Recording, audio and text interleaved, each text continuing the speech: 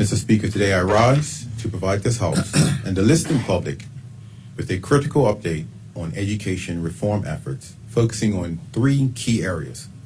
The plan to transition from a three-tier to a two-tier system. The continuing work around the development of our parish primary schools, and an agreement to continue the partnership with Innovation Unit. Before diving into the details, let's pause to remind ourselves why these changes are not just necessary, but imperative for the future of our education. Mr. Speaker, I ask those listening to reflect on this. 24 years ago, when the process of reforming our system to the middle school system started, the Bermuda public school system had nearly 7,800 students across 35 buildings. Today, we face a different reality. Approximately 4,000 students, yet 36 buildings. Despite declining public school enrollment, it's crucial to note that public schools continue to educate more students than private institutions. Factors such as declining birth rates and emigration contribute to this trend. But what does this mean for us? It clearly indicates that we must reevaluate and optimize our resources for maximum efficiency and equity. Mr. Speaker, currently the number of students in our primary schools stands as follows. St. David's Primary, 55 students. East End Primary, 55 students. St. George's Prep, 91 students. Francis Patton Primary, 148 students. Harrington Sound Primary, 152 students. Elliott Primary, 107 students. Prospect Primary, 87 students. Victor Scott Primary, 103 students. Northlands Primary, 129 students. West Pembroke Primary, 192 students. Gilbert Institute, 64 students. Paget Primary, 114 students. Purvis Primary, 214 students. Port Royal Primary, 86 students. Delton E. Tucker Primary, 119 students. West End Primary, 75 students. And Somerset Primary, 97 students. Consider our current primary school landscape, 1,888 students that are spread across 17 primary schools, each with unique strengths and challenges. For instance, St. David's Primary has 55 students, while Purvis leads with 214. These numbers are not just statistics. They are a stark reminder of the need for a strategic approach on how we operate our schools. These numbers are a reality check that we need to put measures in place that allow us to be more efficient and equitable in how we use our funding to give our students the best chance for success. Mr. Speaker, the plan to have one primary school per parish except Pembroke is not just a change for change's sake. It is a transformation model rooted in modern-day educational practices. The recognition that in order for us to provide the services needed for today's education delivery, we cannot continue to expect to support so many school sites with so few students. Imagine the impact of having dedicated specialists in each school rather than stretching resources thinly across multiple sites. The evidence is clear. Efficiency leads to better educational outcomes. Mr. Speaker, a glimpse into the past provides insight for the future. At Clearwater Middle School, before its closure, it was revealed that 13 of the 19 staff members had a workload of less than 60% of a typical full workload of 20 teaching periods per week. In contrast, the educators formerly at Clearwater Middle School and Heron Bay Primary are now filling gaps that existed at other schools.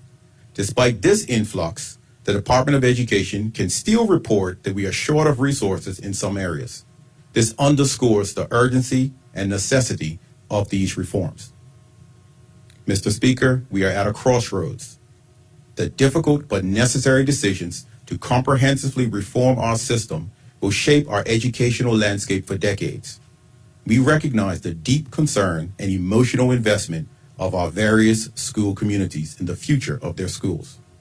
The decision to consider the closure of any school is a decision fraught with emotion and complexity, and we will approach this with the utmost care and respect for all involved. Our guiding principle remains steadfast in that every student deserves the best educational environment possible.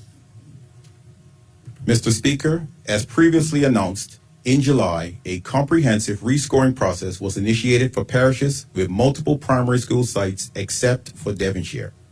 This process uniquely includes a history and legacy component, reflecting our dedication to respecting and understanding the rich histories of our schools.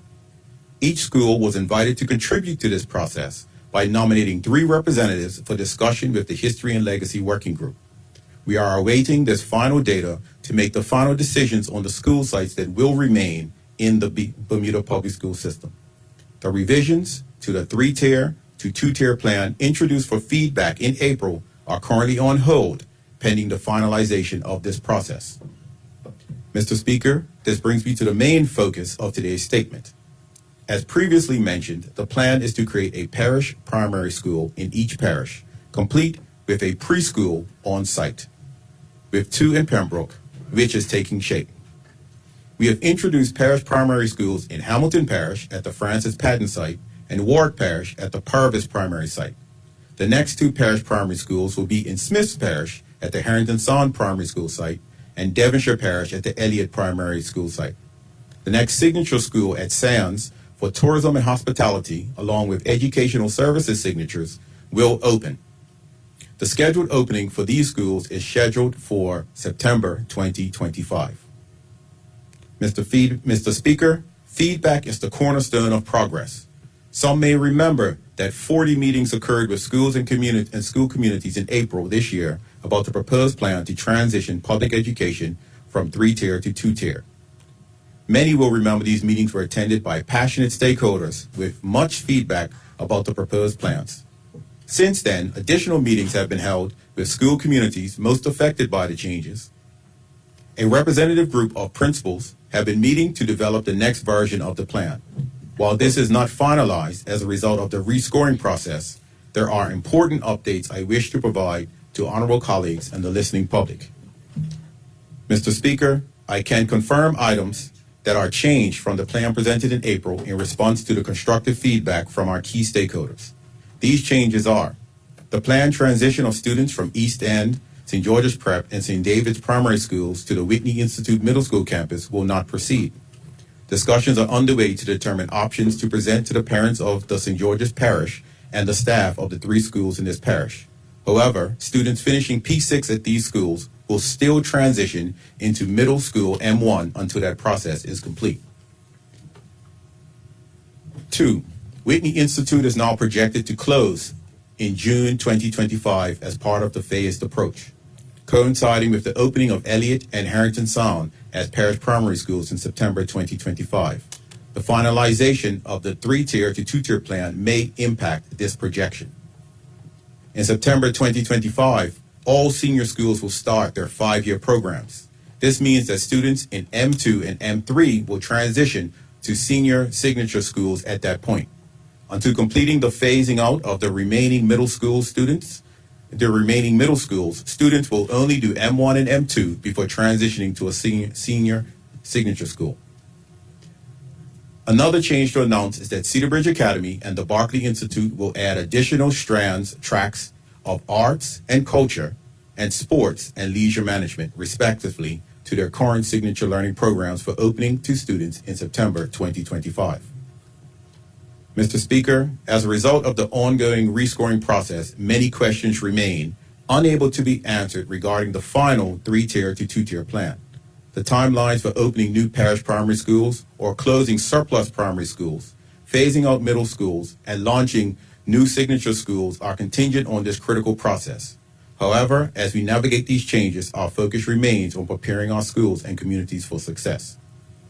Mr. Speaker, now let me transition to what is happening to ensure schools and school communities are adequately prepared to make the most of these learning environments to improve student outcomes.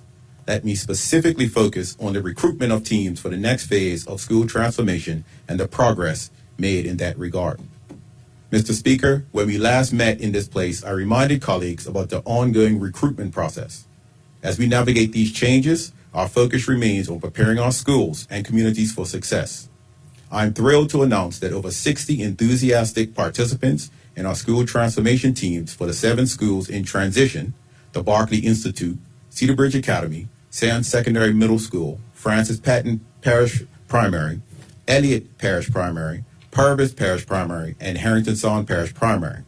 This is a testament to our collaborative and co-design approach, which is more than reform, it's a community-driven revolution in education. Mr. Speaker, this means we have over 100 teachers, leaders, parents, community, and industry members involved in the school transformation process over the next 18 months as we continue with our existing schools in transition and bring on board our new schools for opening in 2025. I cannot underscore how positive this is for the co-design approach we have adopted for our system as we move forward. This is a major step forward for us as we move to being a country where education is everyone's business. Mr. Speaker, let me move to the final update of my statement, our ongoing partnership with Innovation Unit. Earlier this week, Cabinet approved the contract renewal with our change partners. I want to reiterate that this partnership, a collaborative venture, is integral to our reform efforts, one in which our change partners work with local teams that hold posts within our education reform unit, working groups, and school transformation teams. Let me conclude by reiterating that the philosophy adopted from the beginning of this process has been one of the absolute necessities is to have this process driven from the front by Bermudians and for Bermudians. Our team has plenty of room for anyone who wishes to join and contribute. We cannot be more open about needing education to be every Bermudian's business. Mr. Speaker, our reform will only succeed if Bermudians are prepared to continue the work once Innovation Unit has left Bermuda. The ERU currently consists of 14 skilled Bermudians working on this project full-time. This unit has 17 work streams, along with approximately 60 Bermudians working within them. Each of the 7 transformation schools has school transformation teams working, which is over 100 Bermudians. Mr. Speaker, even after all of this, there is room for more to join. Our journey is one of collective effort and unwavering dedication. We need the involvement of every Bermudian in this transformative process. Together, we can reshape the educational landscape for the betterment of all. We need more Bermuda. Bermuda, we need you. Thank you, Mr. Speaker.